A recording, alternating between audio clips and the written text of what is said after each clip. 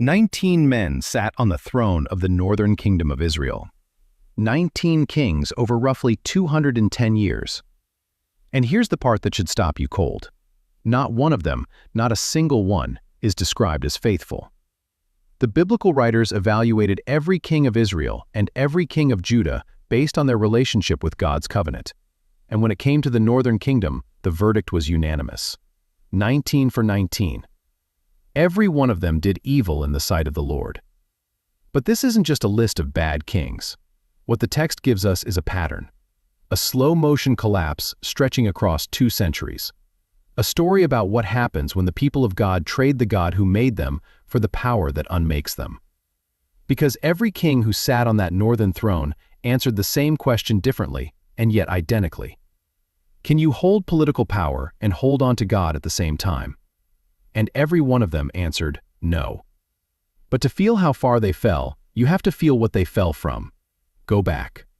Centuries before any of these kings existed, God made a promise to a man named Abraham in Genesis chapter 12. I will make of you a great nation, and I will bless you and make your name great. From Abraham came Isaac. From Isaac came Jacob, whom God renamed Israel. From Israel came 12 sons, 12 tribes, and a nation unlike anything the ancient world had ever seen. A nation that didn't belong to a king, it belonged to God. For generations, that nation had no human king at all. God led them through the wilderness, gave them his law at Sinai, brought them into the land he'd promised. When they finally demanded a king in 1 Samuel chapter 8, God told the prophet Samuel, "They have not rejected you, but they have rejected me from being king over them." The whole idea of a human king in Israel was a concession. God was supposed to be enough. But then something beautiful happened anyway. God gave them David, a shepherd boy from Bethlehem who became the greatest king Israel would ever know. David united all 12 tribes under one throne in Jerusalem. He defeated the Philistines, subdued the surrounding nations, brought the Ark of the Covenant, the sacred gold-covered chest that symbolized God's presence among his people, into the capital, and made Jerusalem the spiritual and political heart of the nation. And God made David a promise in 2 Samuel chapter 7, verse 16. Your house and your kingdom shall be made sure forever before me. Your throne shall be established forever. David's son Solomon inherited that promise and built it into stone. He constructed the temple, the house of God, the place where heaven touched earth. 1 Kings chapter 6 tells us it took 7 years to build. Cedar from Lebanon. Stones cut and dressed at the quarry so that no hammer or chisel was heard at the building site. The inner sanctuary overlaid with pure gold. And when the temple was dedicated, the glory of the Lord filled it so completely that the priests couldn't even stand to minister. 1 Kings chapter 8, verse 11. The glory of the Lord filled the house of the Lord. Under Solomon, Israel reached the peak of its power and prosperity. 1 Kings chapter 4, verses 20 and 25. Judah and Israel were as many as the sand by the sea. They ate and drank and were happy. Judah and Israel lived in safety, from Dan even to Beersheba, every man under his vine and under his fig tree, all the days of Solomon. No war, no invasion, no fear. Every family secure, every tribe at rest. Foreign kings traveled from the ends of the earth to hear Solomon's wisdom. The Queen of Sheba came and said, in 1 Kings chapter 10, verse 7, "The half was not told me." That was Israel, 12 tribes, one God, one temple, one throne, peace from border to border. And then it shattered. Solomon, for all his wisdom, broke the very covenant that made his kingdom possible. 1 Kings chapter 11 says he loved many foreign women, and they turned his heart after other gods. He built high places, hilltop shrines for worship, dedicated to Chemosh and Molech on the hills around Jerusalem. The wisest man who ever lived couldn't keep his own heart from wandering. And God spoke to him directly, in chapter 11, verses 11 through 13. "Since this has been your practice, and you have not kept my covenant and my statutes, I will surely tear the kingdom from you and give it to your servant. Yet for the sake of David your father, I will not do it in your days, but I will tear it out of the hand of your son. However, I will not tear away all the kingdom, but I will give one tribe to your son, for the sake of David my servant, and for the sake of Jerusalem that I have chosen." Solomon died. His son Rehoboam took the throne, and the northern tribes came to him with a simple request. "Your father crushed us with forced labor and heavy taxes. Lighten the load." Rehoboam consulted his father's older advisors, who told him to listen. Then he turned to the young men he'd grown up with, who told him to show strength. 1 Kings chapter 12, verse 14, records his exact words. "My father made your yoke heavy, but I will add to your yoke. My father disciplined you with whips, but I will discipline you with scorpions." The 10 northern tribes walked away.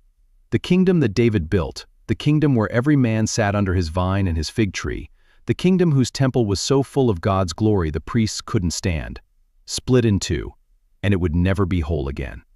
And into that Christless, templeless, promise-fractured new nation stepped the first king, Jeroboam the First. He's a fascinating figure because he had everything going for him. God himself, through the prophet Ahijah, had promised Jeroboam that if he walked in God's ways, God would build him an enduring dynasty. The same promise given to David. 1 Kings chapter 11, verse 38. "If you listen to all that I command you, and walk in my ways, and do what is right in my sight by keeping my statutes and my commandments, as David my servant did, I will be with you and build you an enduring house, as I built for David, and I will give Israel to you." That's the same deal David got. An enduring dynasty. God's presence. And Jeroboam threw it away before the paint dried on the throne room. He had a problem. Jerusalem, the city with the temple, the city where God's people were supposed to worship 3 times a year, was in the south, in Judah, in the territory of his rival, Rehoboam. And Jeroboam was afraid. 1 Kings chapter 12, verse 27, gives us his exact internal reasoning. "If this people go up to offer sacrifices at the temple of the Lord in Jerusalem, then the heart of this people will turn again to their Lord, to Rehoboam king of Judah, and they will kill me." That's the root. Not theology, not conviction, just fear. The fear of losing power drove him to engineer an entirely counterfeit religion.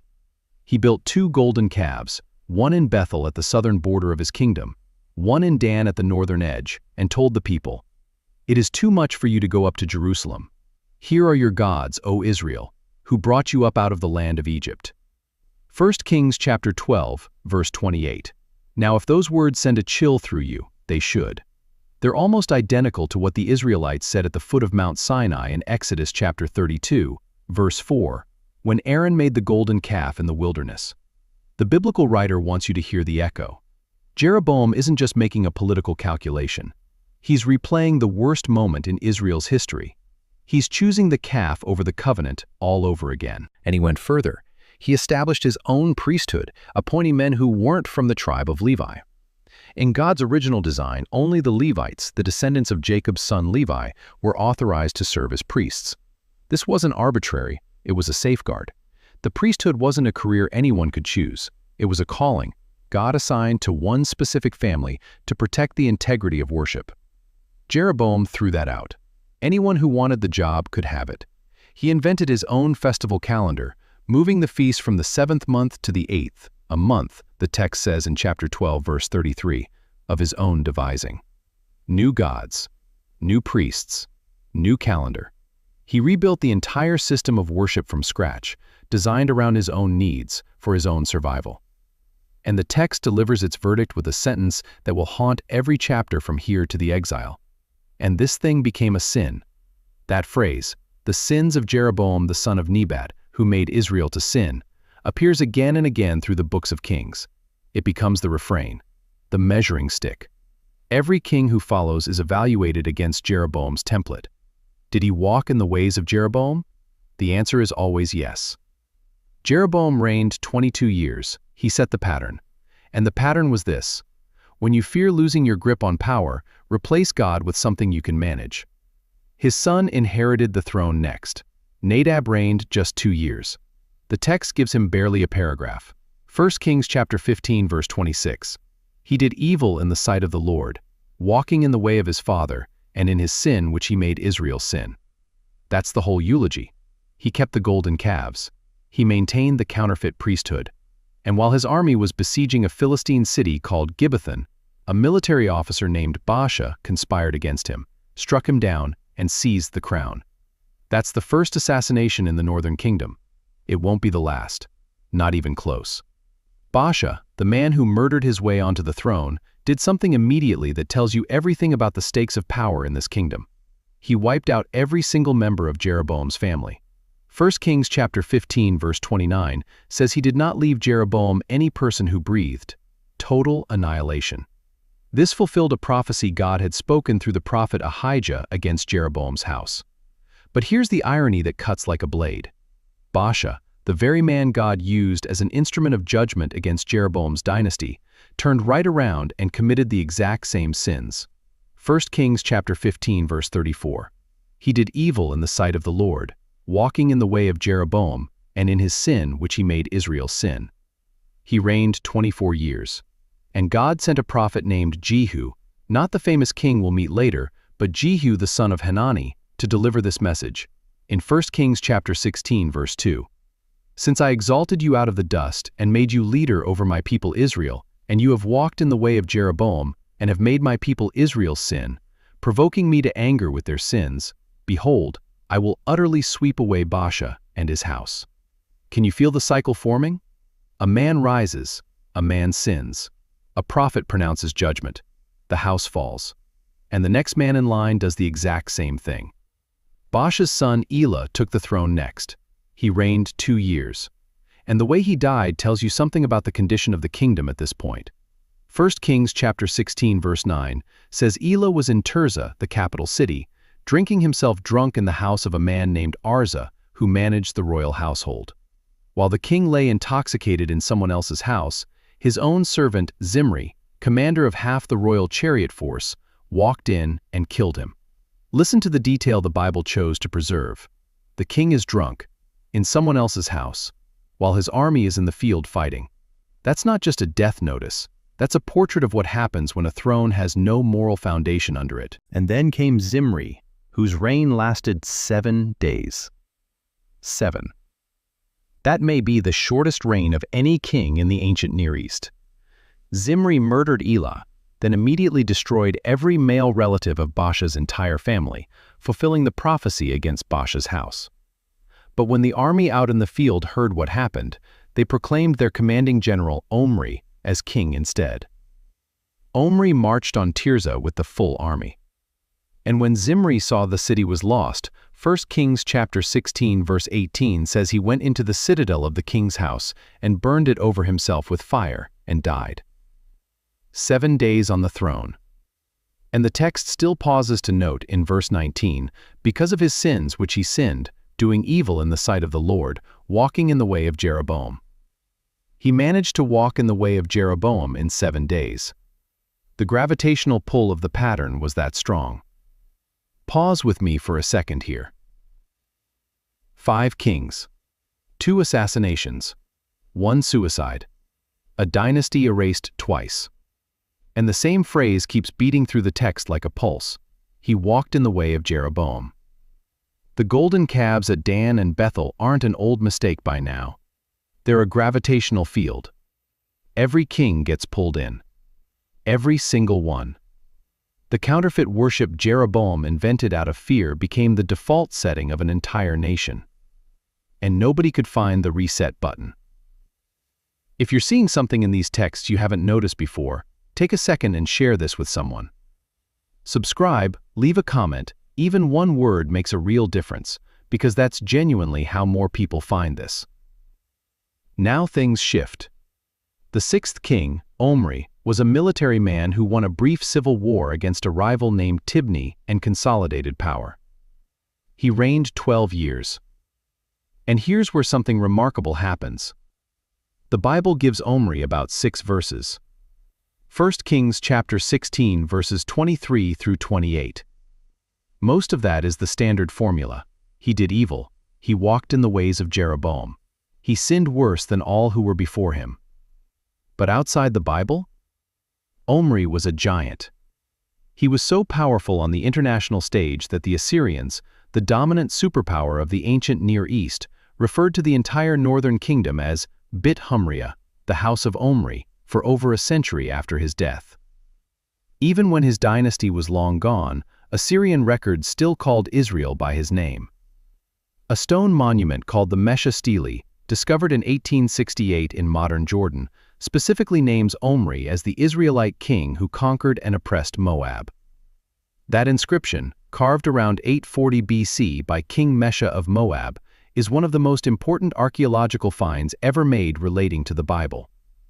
It confirms the kingdom of Israel existed, names specific Israelite kings, references Israelite territory, and contains one of the earliest references to the God of Israel, Yahweh, found outside of Scripture. Omri also founded Samaria.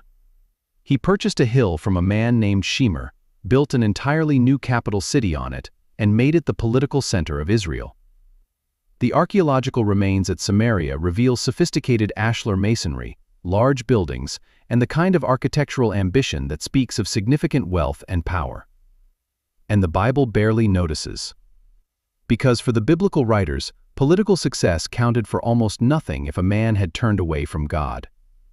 Omri could build cities and command the respect of empires, but he couldn't do the one thing that mattered. He couldn't walk faithfully with the God who gave him the kingdom in the first place. The seventh king, Omri's son, took things to a place nobody had gone before. Ahab. 1 Kings chapter 16, verse 30 puts it starkly. Ahab the son of Omri did evil in the sight of the Lord, more than all who were before him. More than Jeroboam. More than Baasha. More than Omri. Ahab raised the floor. And the text identifies the reason with precision. Verse 31. As if it had been a light thing for him to walk in the sins of Jeroboam the son of Nebat, he took as his wife Jezebel, the daughter of Ethbaal, king of the Sidonians, and went and served Baal and worshipped him. Jeroboam's golden calves weren't enough for Ahab. He layered Baal worship on top of them. He built a temple for Baal in Samaria, erected an altar, and constructed an Asherah pole, a carved wooden image associated with the Canaanite goddess of fertility. If you're wondering why that matters, here's the context. Baal and Asherah represented the religion of the surrounding nations, the very nations God had told Israel to remain separate from. Bringing Baal worship into Israel wasn't just adding a second religion. It was replacing the God who rescued them from Egypt with the gods of the people they were supposed to be different from. His wife Jezebel, a Phoenician princess from the city of Sidon, didn't just bring her religious preferences along as personal baggage.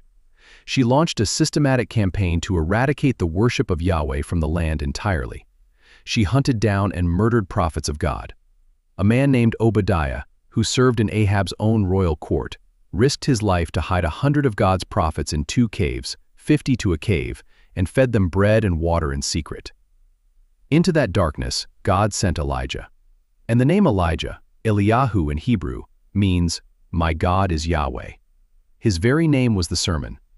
He appeared without any introduction at all in 1 Kings chapter 17, verse 1, standing before King Ahab with a single devastating announcement. "As the Lord, the God of Israel, lives, before whom I stand, there shall be neither dew nor rain these years, except by my word." A drought, for 3.5 years. And that drought was a targeted strike against Baal, because Baal was supposedly the storm god, the god of rain and agricultural fertility. If Baal controls the rain, let him send it. He couldn't. And the confrontation on Mount Carmel in 1 Kings chapter 18 became the climax of the entire Elijah narrative. Elijah stood alone against 450 prophets of Baal. He told the people of Israel, in verse 21, "How long will you go limping between 2 different opinions? If the Lord is God, follow him. But if Baal, then follow him." The Hebrew word translated limping is pasak, and it carries a bitter irony.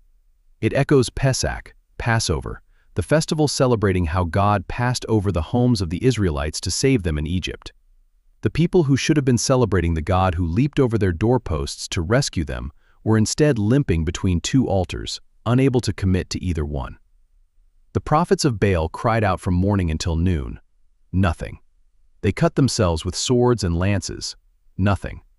Elijah drenched his altar with water, 12 jars of it, filling the trench around it until the water ran. And then he prayed a quiet, specific prayer, and fire fell from heaven. fire that consumed the sacrifice, the wood, the stones, the soil, and evaporated the water in the trench. The people fell on their faces and cried, "The Lord, He is God. The Lord, He is God." But Ahab didn't repent. Not in any lasting way.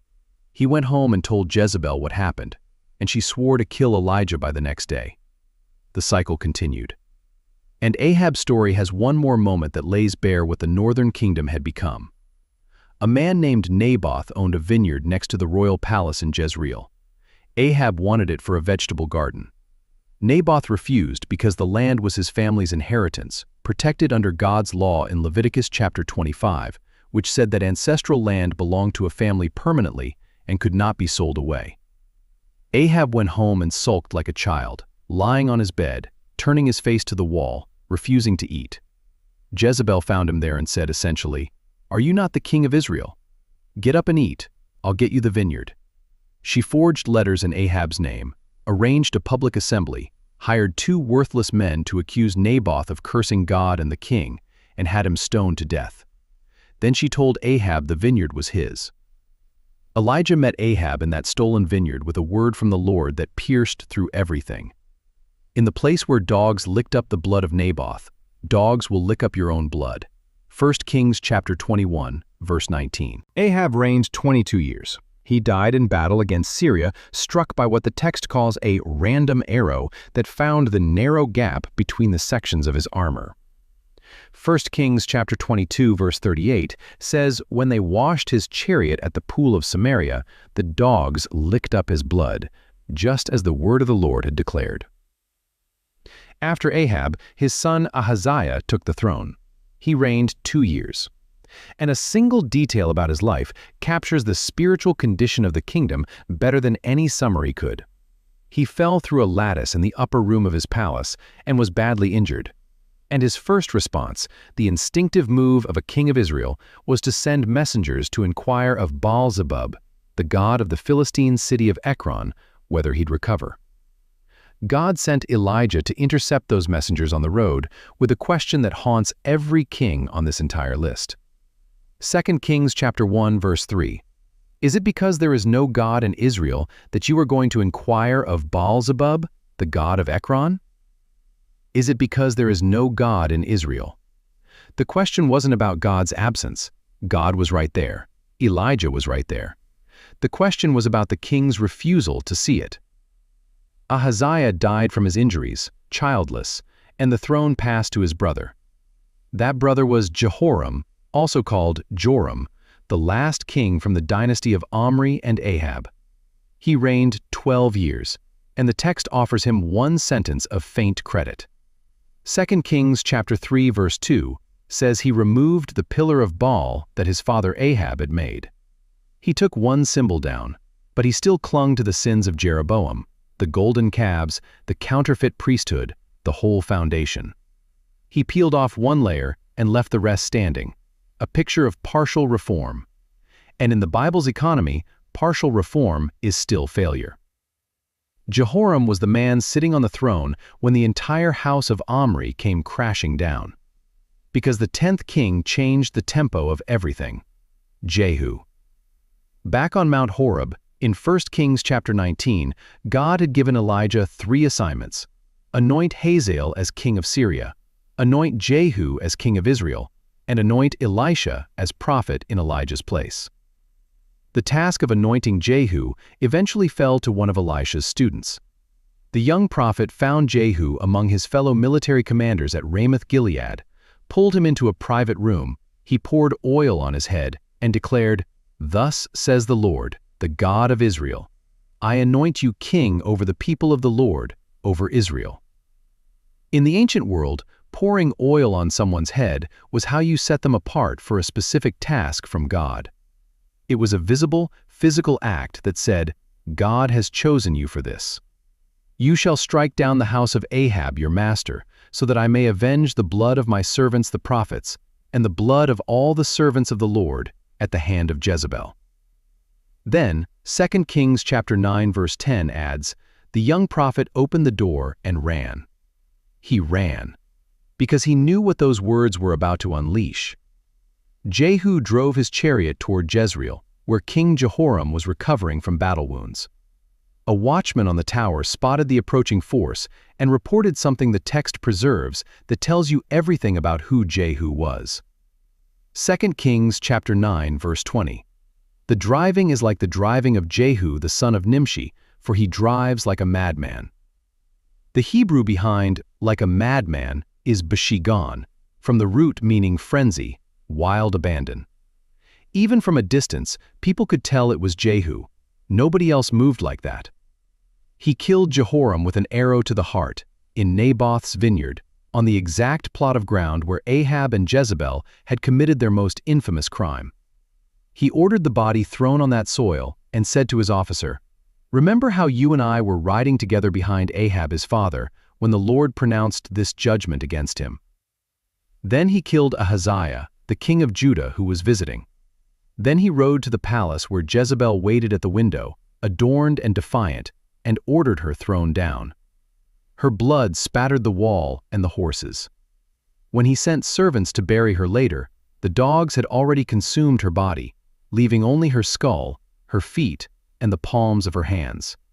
Exactly as Elijah had prophesied years before. Jehu then systematically eliminated every surviving member of Ahab's extended family, 70 sons, and had their heads stacked in 2 heaps at the gate of Jezreel. He lured the worshippers of Baal into a temple by announcing a great sacrifice, then trapped and slaughtered them inside. And here's the complexity that makes Jehu one of the most interesting figures in the entire narrative. God praised him for destroying the house of Ahab. 2 Kings chapter 10 verse 30. "Because you have done well in carrying out what is right in my eyes, and have done to the house of Ahab according to all that was in my heart, your sons of the 4th generation shall sit on the throne of Israel." 4 generations of dynasty. That was Jehu's reward. But the very next verse delivers a verdict that lands like a hammer. Verse 31. "But Jehu was not careful to walk in the law of the Lord, the God of Israel, with all his heart. He did not turn from the sins of Jeroboam, which he made Israel to sin." He tore down Baal worship. He left the golden calves standing. He could demolish. He couldn't rebuild. Jehu's very name in Hebrew, Jehu, means Yahweh is he. Yet even a man whose name proclaimed the identity of the true God couldn't manage to live as though it were true. He reigned 28 years, and the dynasty God granted him became the longest in the northern kingdom's history. Now stop here with me for a moment. We've walked through 10 kings, and I want to make sure we can feel the shape of what's happened. Jeroboam built the golden calves and created the template. Nadab inherited it and was assassinated. Baasha destroyed Jeroboam's house and repeated Jeroboam's sins. His son Elah was murdered while drunk. Zimri lasted a week and burned himself alive. Omri built a political empire but couldn't build a spiritual one. Ahab married Jezebel and added Baal worship on top of the golden calves, triggering the confrontation with Elijah. Ahaziah couldn't even look for a doctor without consulting a pagan god. Jehoram removed one idol and left the rest. And Jehu destroyed Baal worship but left Jeroboam's calves untouched. Here's the thread running through every single one. Not one of these men went all the way back to what God actually asked for. Every one of them drew a line somewhere comfortable. Partial obedience was the ceiling. And partial obedience over time is just disobedience moving slowly. Now let's watch the dynasty of Jehu play out, and then the final collapse. Jehu's son Jehoahaz took the throne next. He reigned 17 years, and the text gives us the familiar formula in 2 Kings chapter 13 verse 2. He did what was evil in the sight of the Lord and followed the sins of Jeroboam. Under his reign, Israel was crushed by Hazael, the king of Aram Damascus, the same Hazael that Elijah had been told to anoint years earlier. God's anger burned against Israel, and he gave them continually into Hazael's hand. Israel's military was devastated. 2 Kings chapter 13 verse 7 says Hazael reduced the Israelite army to 50 horsemen, 10 chariots, and 10,000 foot soldiers. He made them, the text says, like the dust at threshing. A kingdom that once projected power across the region couldn't fill a small stadium with its fighting force. But then something surfaces in the text that you almost don't expect. Verse 4.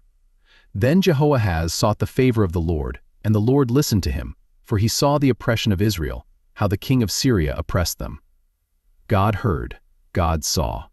God sent a deliverer, though the text doesn't specify who it was. But verse 6 follows immediately.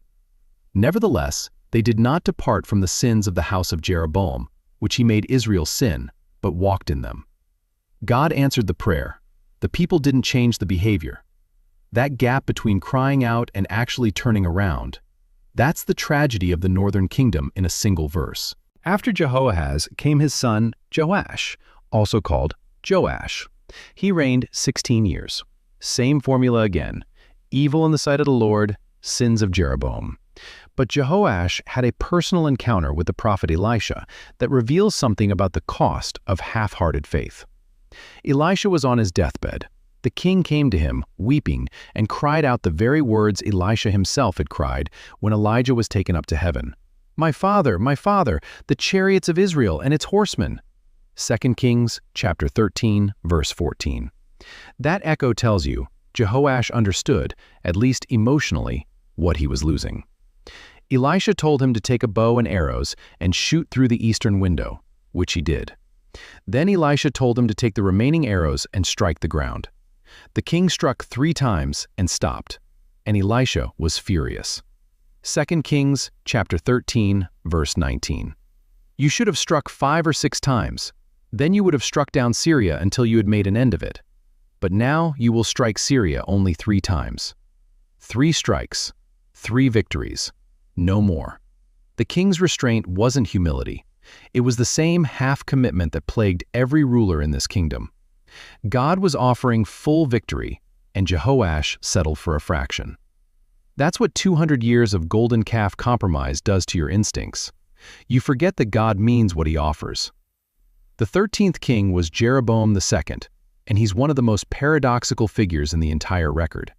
He reigned 41 years, the longest of any northern king by far. Under his rule, Israel expanded to its greatest territorial extent since the days of Solomon. 2 Kings chapter 14, verse 25, says he restored the border of Israel from Lebo-Hamath in the far north all the way to the Sea of the Arabah in the south, fulfilling a prophecy spoken by Jonah, the son of Amittai. The same Jonah from the book of Jonah, the reluctant prophet who ran from God and ended up inside a fish. This was a golden age by every external measurement. Wealth flowed into Samaria, the nation was secure. The archaeological record from this period shows ivory-decorated houses and imported luxury goods in the capital. And yet, the text says in verse 24, he did what was evil in the sight of the Lord. He did not depart from all the sins of Jeroboam the son of Nebat, which he made Israel to sin.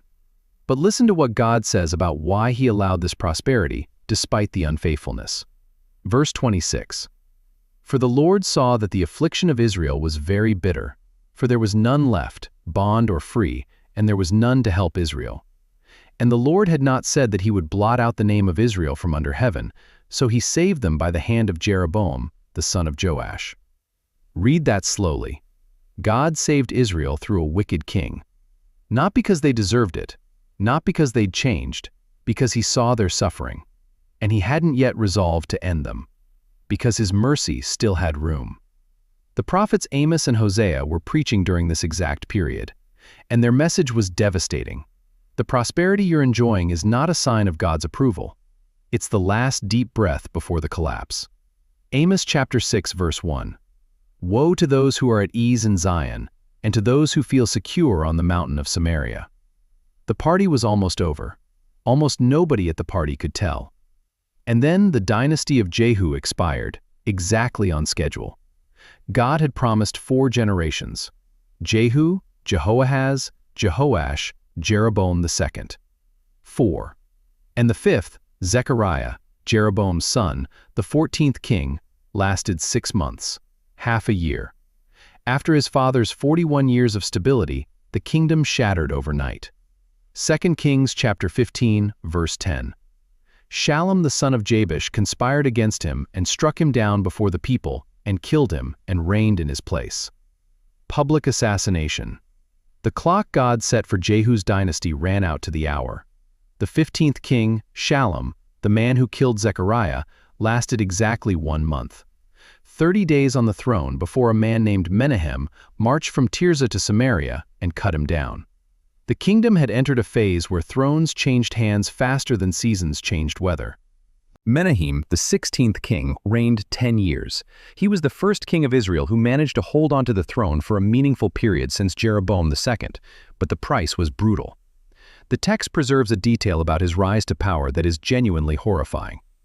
2 Kings chapter 15 verse 16. When the city of Tiphsah refused to surrender to him, he attacked it and ripped open all the pregnant women. That language appears elsewhere in Scripture, describing what pagan armies did to Israel. The Arameans did it. The Ammonites did it. Now the king of Israel was doing it to his own people.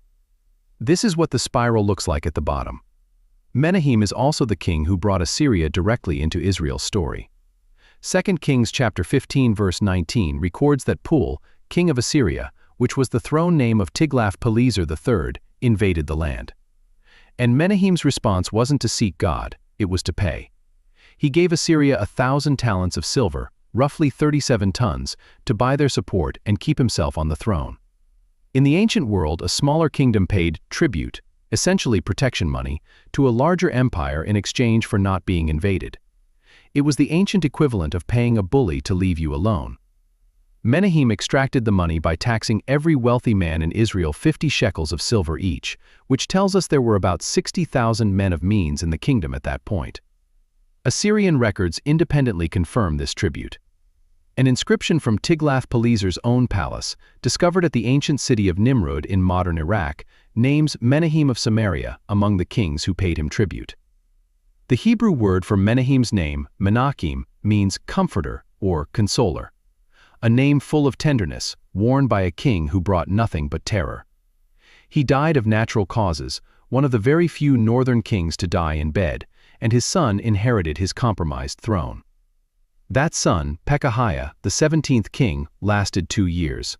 His own officer, a military captain named Pekah the son of Remaliah, conspired against him with 50 men from Gilead and killed him in the citadel of the king's own house, in the royal palace at Samaria. 2 Kings chapter 15 verse 25 adds a detail. Pekah struck him down with Argob and Ariah. Some scholars believe these were 2 of Pekahiah's own bodyguards who turned on him.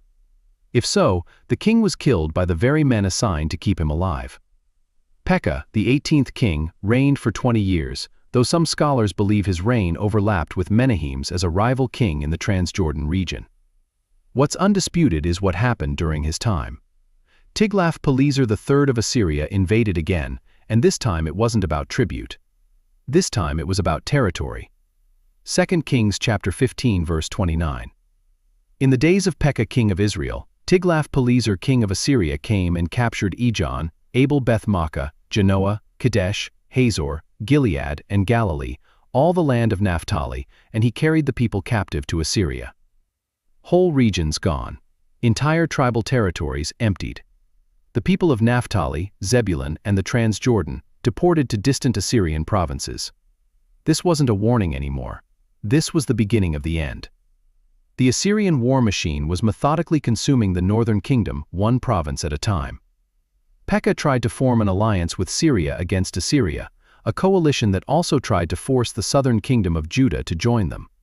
When Judah refused, Pekah and the Syrian king Rezin attacked Judah instead.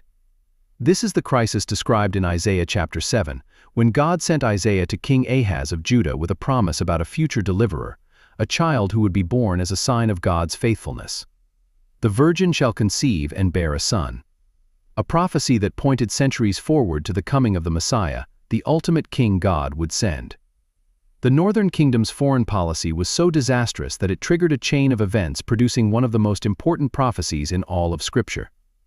Pekah was assassinated by Hoshea the son of Elah, who conspired against him, struck him down, and took the throne. Assyrian records claim Tiglath-Pileser himself installed Hoshea as a puppet king. The last king of Israel may not have even been his own man. And now, the final chapter. Hoshea, the 19th and last king of the northern kingdom of Israel. He reigned 9 years. And the text gives him an assessment that might be the most tragic understatement in the entire record. 2 Kings chapter 17 verse 2.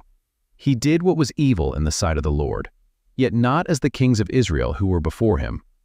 not as bad. That's the best any king of Israel ever got.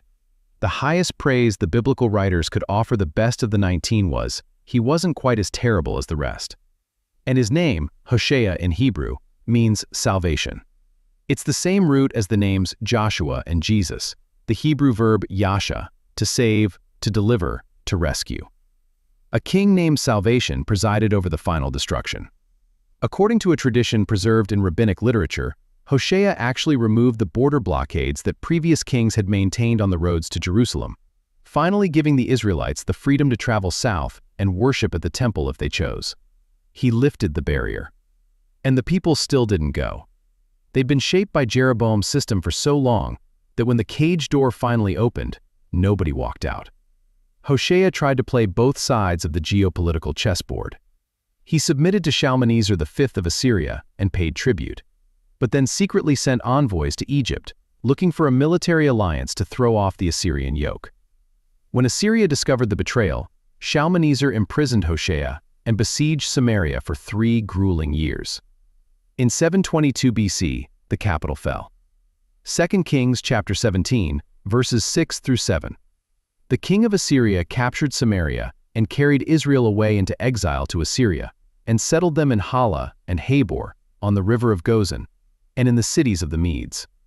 Now this came about because the people of Israel had sinned against the Lord their God, who had brought them up from the land of Egypt, from under the hand of Pharaoh king of Egypt, and they had feared other gods. And then the text does something extraordinary. 2 Kings chapter 17 stops the narrative entirely and devotes an extended passage, verses 7 through 23, to explaining why this happened. It's not a political analysis. It's a theological autopsy performed on a dead kingdom. The biblical writer reaches all the way back to the Exodus, to the very deliverance that Jeroboam's golden calves had tried to rewrite. He lists the sins. They built high places in every town, hilltop shrines where they offered sacrifices to gods other than Yahweh. They set up sacred pillars and Asherah poles on every high hill and under every green tree. They burned incense at the high places like the nations God had driven out before them. They served idols. They rejected his statutes and his covenant and the warnings he gave their fathers.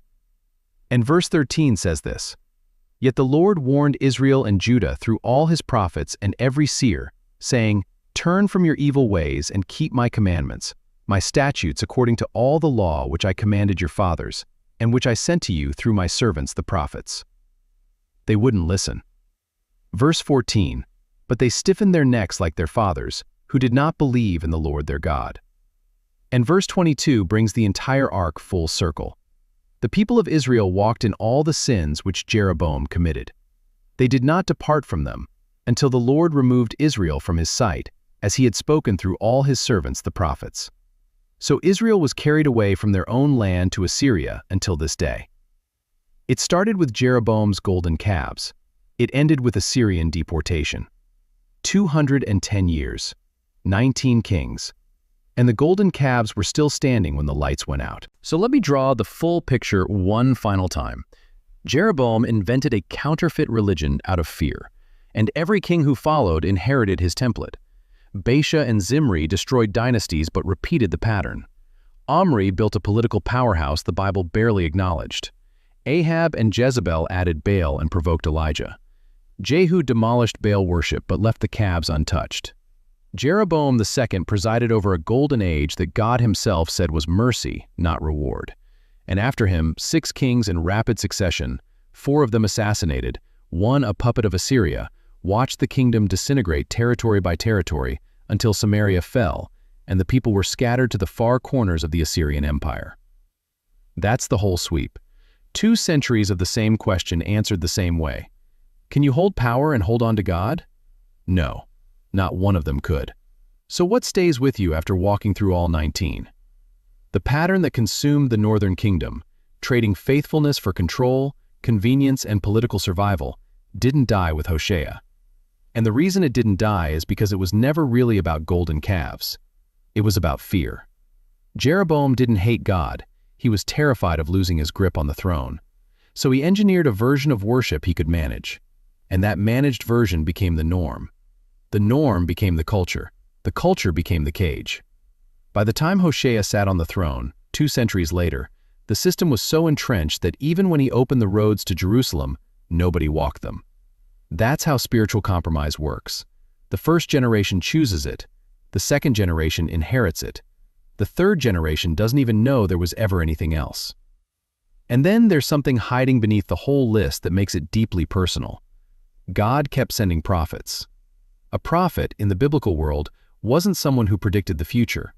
A prophet was a messenger, someone who carried the word of God directly to the people and especially to the king. Ahijah to Jeroboam, Jehu the son of Hanani to Baasha, Elijah and Elisha to Ahab and his successors, Amos and Hosea during the golden age of Jeroboam II. For 210 years, God kept sending voices. That's not the behavior of a distant God waiting for an excuse to drop the hammer. That's a father standing at the door calling for a child who won't come home. And it gets even more personal. The prophet Hosea, preaching during those final decades before the fall, was told by God to do something extraordinary. God told him to marry a woman named Gomer, who would be unfaithful to him, to live out the pain of God's relationship with Israel in his own body and his own marriage.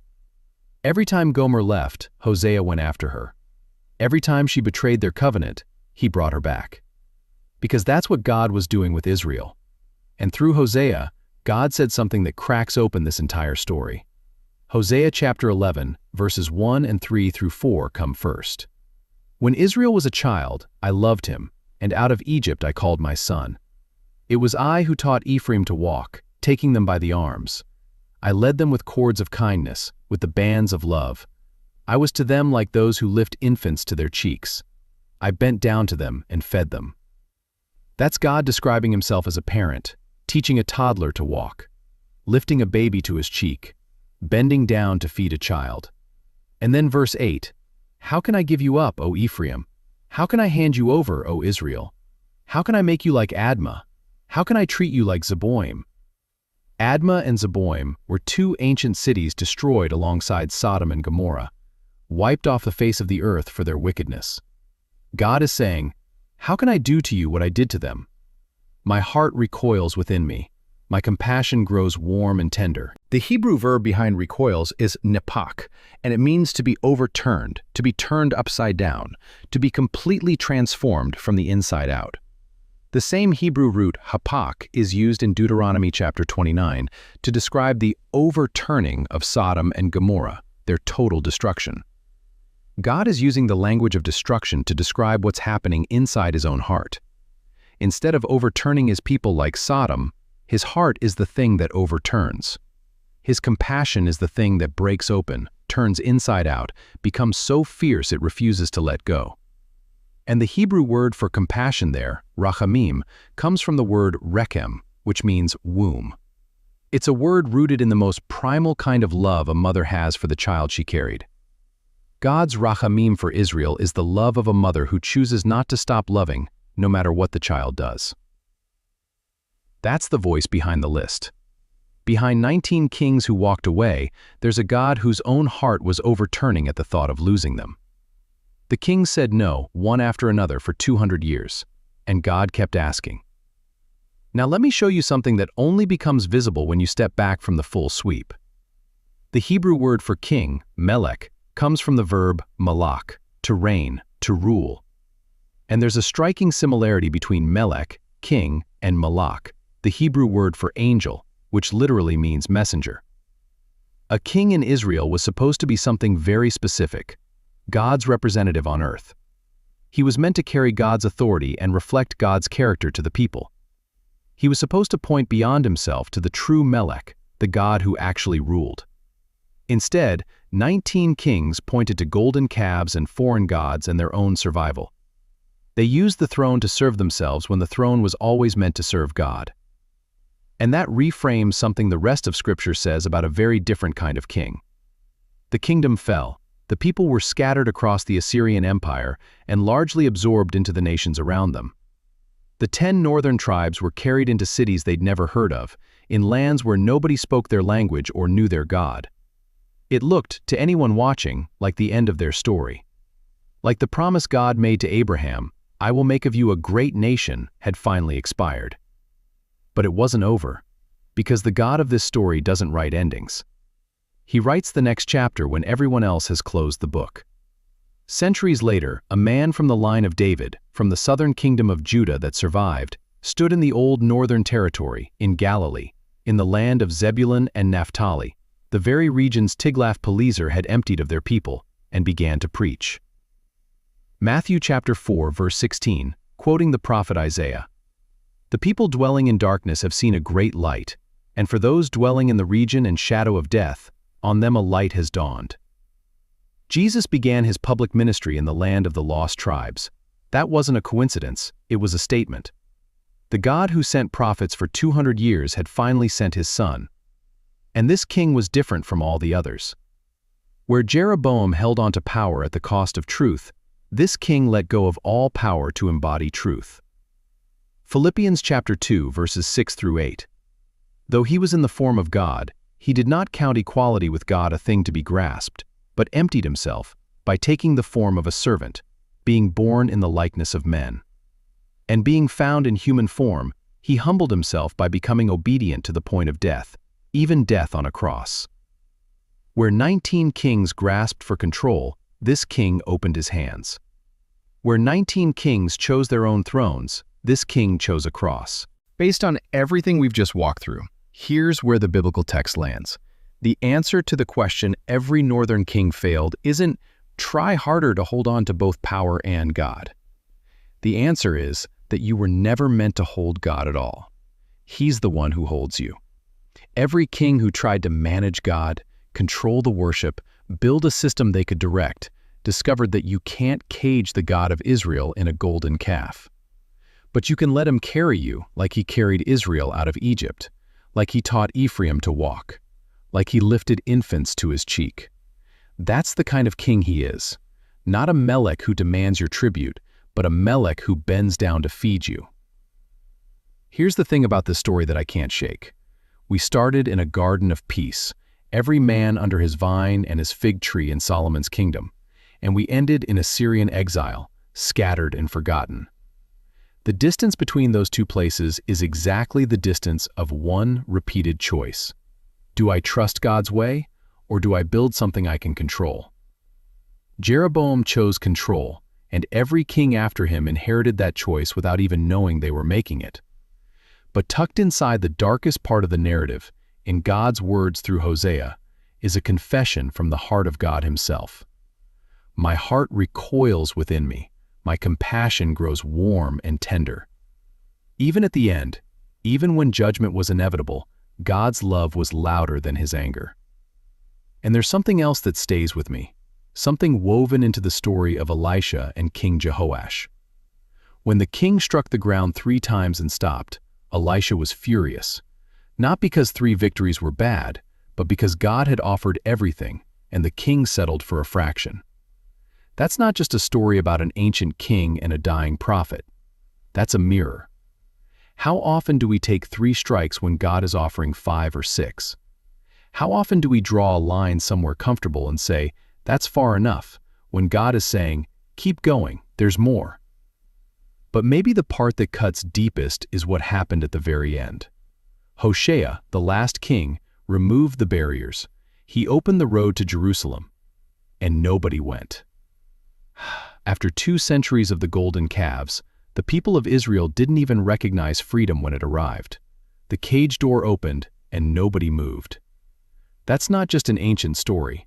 That's any of us who've been given an open road back to God and stood there, too shaped by old habits to take the first step. The good news is that the God of this story doesn't stand at the end of the road, waiting for you to find your way. He walks out to meet you. He lifts you up like an infant to his cheek. He bends down and feeds you. He's been doing it for thousands of years, and he hasn't stopped. The kingdom fell. The golden calves were hauled off to Assyria as trophies. The throne of Israel sat empty. And yet, tucked inside the same prophet Hosea who witnessed the end, God said this. In chapter 11, verse 10, "They shall go after the Lord. He will roar like a lion. When he roars, his children shall come trembling from the west. They shall come trembling like birds from Egypt and like doves from the land of Assyria. and I will return them to their homes, declares the Lord. 19 kings failed, the kingdom fell, and God was still making promises about bringing his children home. He's still making them now. If this opens something up for you, help someone else find it. Subscribe, drop a comment, share it with someone who needs to hear it.